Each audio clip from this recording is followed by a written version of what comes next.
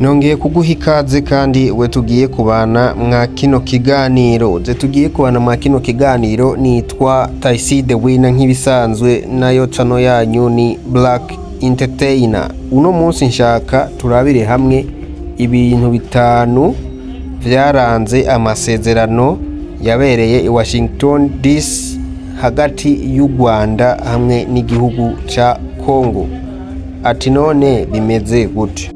Perezida Paul Kagame w'u Rwanda na Perezida Felix Tshisekedi wa RDC Congo baraye bateye umukono ku masezerano y'amahoro iyo hariya i Washington DC, bahagarikiwe na Donald Trump, umukuru w'igihugu ca Leta Zunze Ubumwe za Amerika.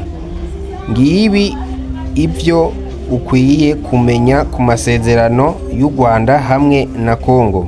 Icambere, nkabanza nkakwibutsa ko wewe utakoze subscribe wokora subscribe, kandi ko wewe wayikoze nawe uri umuntu w'agaciro. Ico no kwibutsa ari gukora share, comment hamwe na like.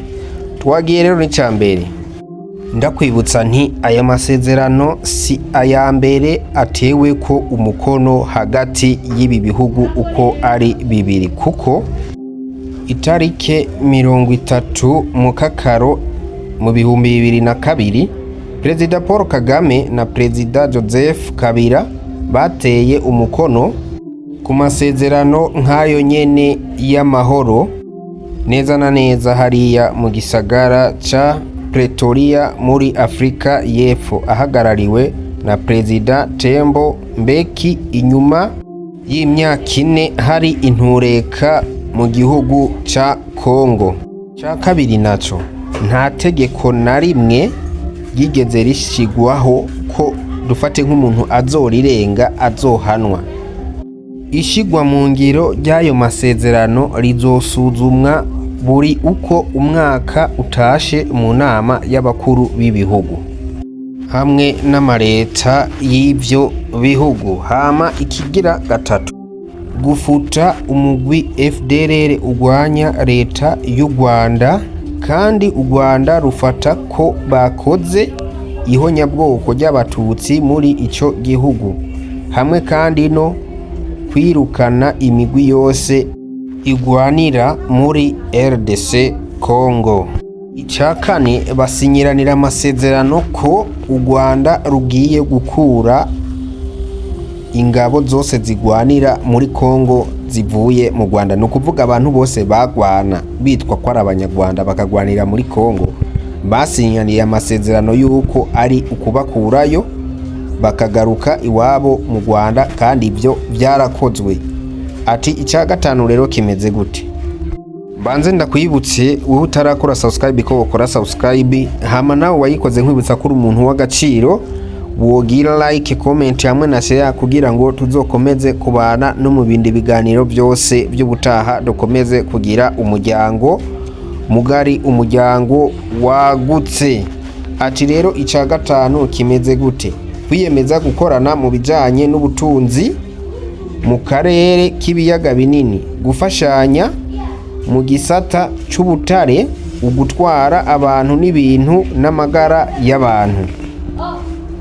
Urumva aho tuba twaje mu bintu bijanye n'iterambere, kurondera ubutunzi, abantu babeho neza bafise amagara meza, kugira ngo n'igihugu gishobore gutera imbere n'abantu bafise amagara meza.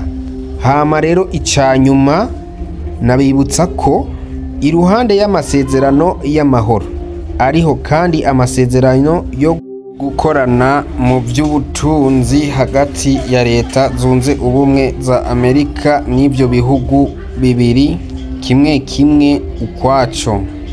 Ivyo birimwo nk'akarorero cane cane gukomeza igisata c'amahinguriro ahingura ubutare mu gihugu cy'u Rwanda biciye mw'ishirahamwe ryitwa Rwanda Mining. Ivyo rero bikaba ari ivyabaye mu masezerano yaheruka kuba, none kandi n'ubu amasezerano yaraye asinywe, ariko rero ntikibuza ko intambara n'ubu mu gihugu ca Congo iguma isekera, ubonaho amakuru ahari intambara yoba igomba no kujabuka cyane cyane mu gihugu cy'u Burundi, kuko ku mupaka uravye nko mu Cibitoki abari nyuma ya Rusizi bavuga ko amasasu ashobora kubashikira avuye mu gihugu cha Kongo. Kugera kano kanya ayo niyo makuru tuwafitiye yoba ariko aravugwa. Twari kumwe mu kino kiganiro ni Taisi the Winner nk'ibisanzwe, nayo chano yanyu ni Black Entertainer, hama nkaba ndabahaye agahwane naho ubutaha.